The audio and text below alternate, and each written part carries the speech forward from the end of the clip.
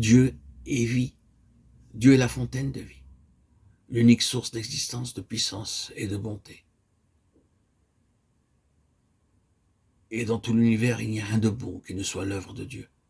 Dieu a créé le soleil, la lune, les étoiles, les fleurs, les arbres et l'herbe. Toutes ces choses lui appartiennent et lui sont soumises. Quand Dieu revêt le lys des champs de toute sa splendeur, le lys n'est-il pas entièrement soumis à Dieu, consacré à celui qui lui donne sa beauté? Croyez-vous que Dieu puisse faire son œuvre dans le cœur de ses enfants rachetés s'ils ne sont pas entièrement consacrés à lui? Dieu est amour, bénédiction, puissance et beauté infinie. Dieu est vie et Dieu trouve son plaisir à accorder tous ses dons de vie à chaque chrétien prêt à le recevoir.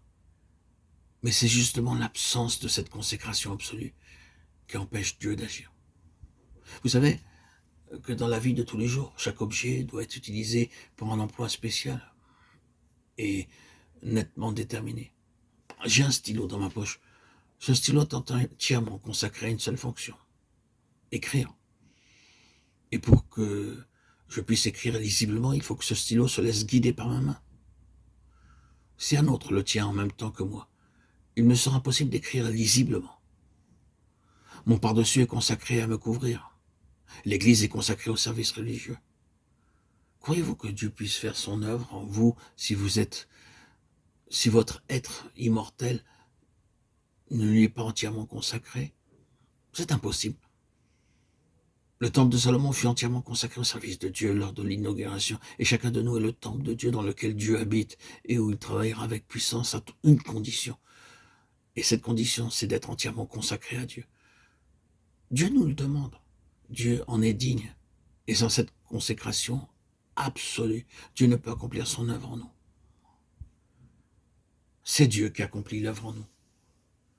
Je suis certain que beaucoup de chrétiens disent « Ah, cette entière consécration implique tant de choses. »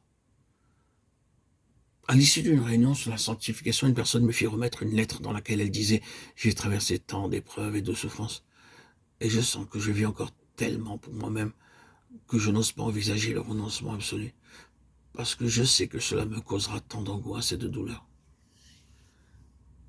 Mais Dieu ne vous demande pas de vous consacrer entièrement à lui par vos propres forces ou par la puissance de votre volonté. Dieu va accomplir l'œuvre en vous. Ne lisons-nous pas dans la parole de Dieu, c'est Dieu qui produit le vouloir et le faire selon son bon plaisir.